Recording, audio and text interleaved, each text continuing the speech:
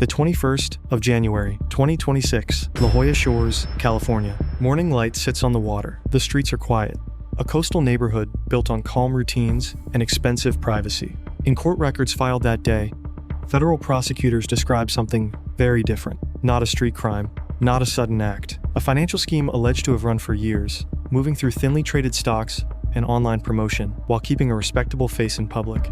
The names in the indictment are Brett David Rosen, 45, and Deborah Rachel Rosen, 44. Spouses, La Jolla residents. Prosecutors say their investment company, RB Capital Partners, Incorporated, sat at the center. The government alleges they promoted microcap stocks to the public while secretly selling their own shares and then laundering the proceeds. The same filings acknowledge what is still missing: the full list of victims, the exact losses, and the defendant's response. The question, at this stage, is narrow and serious. How does an alleged market manipulation scheme tied to a prominent lifestyle operate in plain sight for as long as prosecutors claim it did? The public identity presented in the available record is not one of anonymity. RB Capital Partners is described in filings and reports as an investment company involved in financing microcap firms. Brett Rosen appears publicly as a managing partner in that role. In at least one widely reported company press release from September 2023, he is quoted speaking with confidence about a financing deal involving Block Quarry Corp. The release itself is not reproduced in the research material, but the coverage reflects how RB Capital positioned itself as a source of capital and credibility for small public companies. That position matters. Microcap markets are often shaped by perception.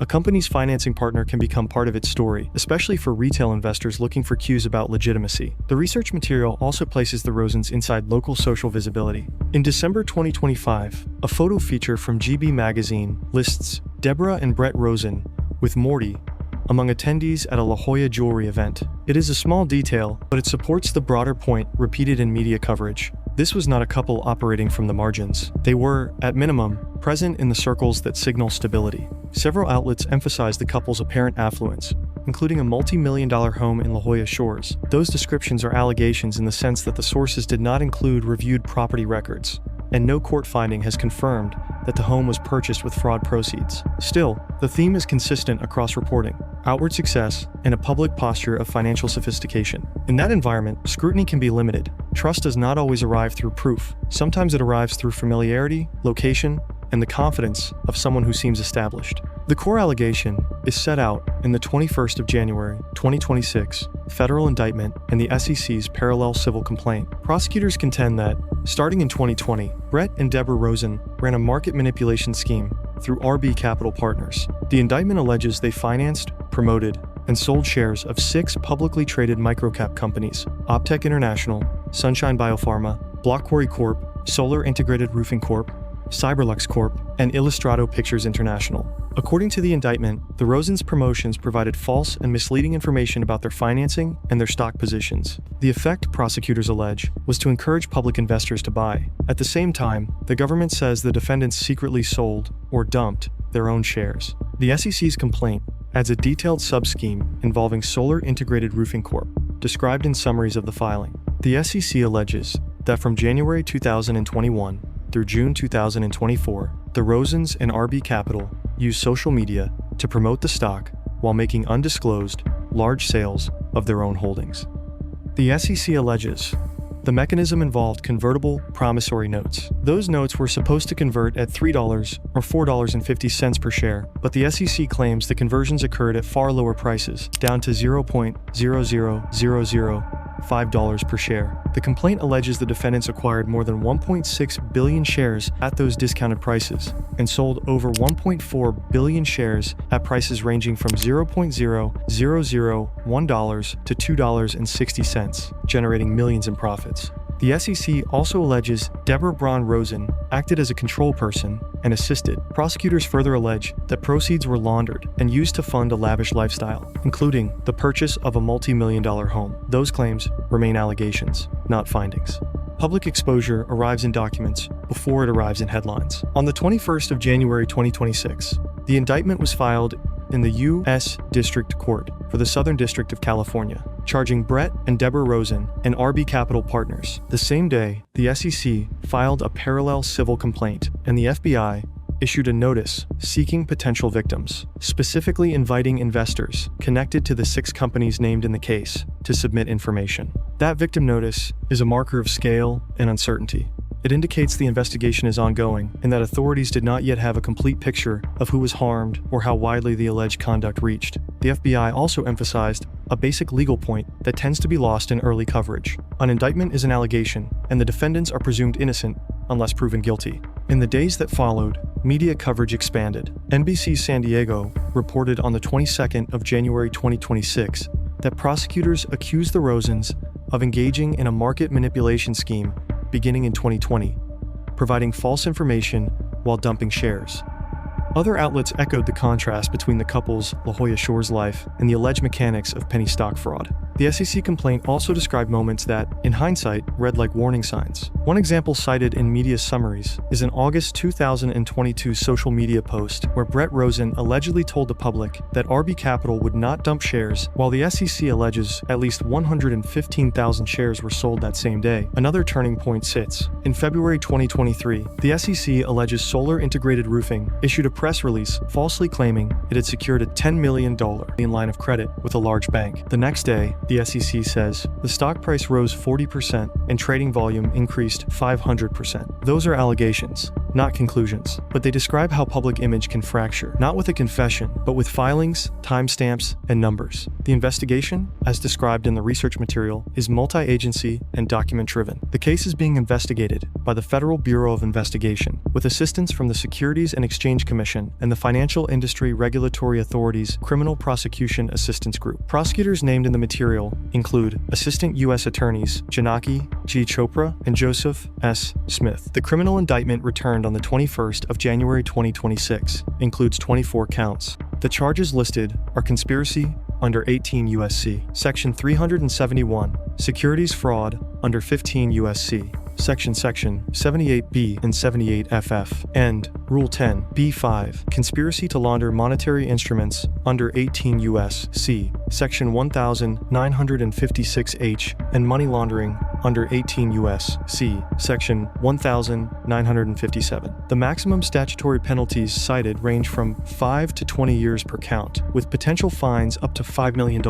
Those are maximums, not predictions. Any sentence would depend on later proceedings and court findings. What regulators appear to rely on, at least in the civil complaint summaries, is the financial trail behind the promotions. The SEC's Solar Integrated Roofing allegations focus on how shares were acquired, how they were priced, and how they were sold. The complaint describes discounted conversions through convertible notes, followed by large volume selling into the market. It also alleges promotional activity on social media that did not disclose the scale or nature of the defendant's positions. The complaint names a third defendant tied to Solar Integrated Roofing, then CEO David M. Massey. The SEC alleges he directed the company to issue a false press release about a $10 million credit facility, which the SEC says did not exist. Meanwhile, the FBI's outreach suggests investigators are still building the victim side of the ledger. The notice invited investors in the 6 companies to provide information and noted that victims may be eligible for restitution. At this stage, that is the investigative posture presented in the public materials, a case built from filings, trading records, promotional statements, and the movement of money. The immediate consequence is legal exposure, not resolution.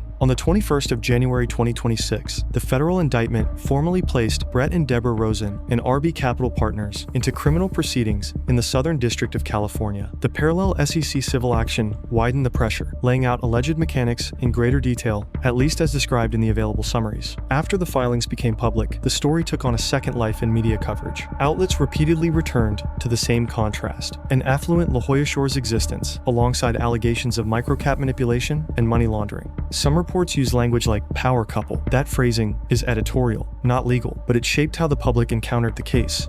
For investors, the collapse is more practical than symbolic. The FBI's victim questionnaire indicates uncertainty about how many people were affected and how losses may be measured. The research material notes that victim identities and profiles have not been disclosed. No public document included in the material describes asset seizures, forfeiture actions, or restitution orders. Those steps may occur later, but they are not verified here. There is also limited verified information on pretrial status. A financial news site, Broker's View, reported that Brett Rosen appeared in court on a $500,000 bond and that no trial date had been set. The same research notes that no official court order confirming that bond amount was available at the time. It remains unverified. The absence of defense statements is another immediate consequence, in a different way. No public comments from the Rosens or their attorneys were located in the sources provided. That leaves the public record, for now, shaped mostly by prosecutors' allegations and regulators' claims. In white-collar cases, collapse can look quiet. No sirens in the street, just documents filed, accounts traced, and reputations redefined by what a court has yet to decide. The allegations in this case fit a known category of securities fraud,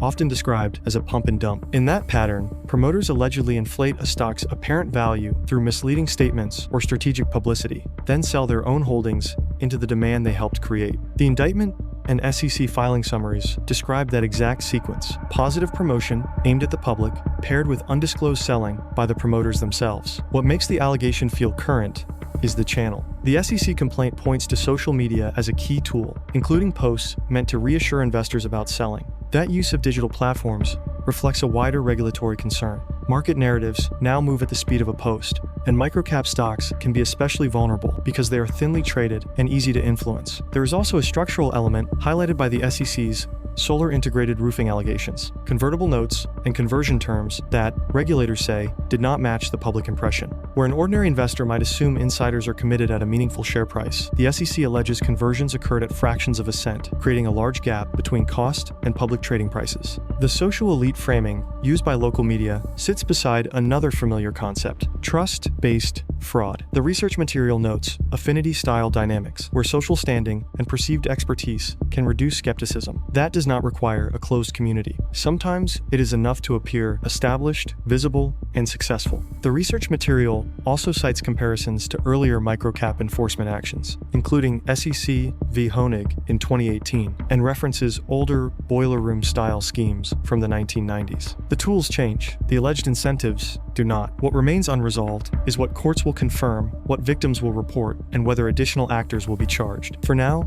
the broader pattern is a reminder that market manipulation does not always announce itself. Sometimes it looks like confidence, community, and a promise that no one is selling. La Jolla Shores is still there. The water still turns silver in the morning. The neighborhood does not change because an indictment is filed. But for the people who bought those stocks, the calendar now has a hard date on it: the 21st of January 2026. A federal case, a parallel SEC complaint, an FBI notice asking investors to come forward. The allegations against Brett and Deborah Rosen and RB Capital Partners are not proof. They are a claim the government must test in court with evidence and procedure. That process can take time, and it often reveals details that early headlines cannot. Until then, what remains is a quiet imbalance: public success on one side, accusations of manipulation and laundering on the other, and a set of unanswered questions about who paid the price. If you want more long-form reporting that stays inside the record as cases unfold, you can subscribe.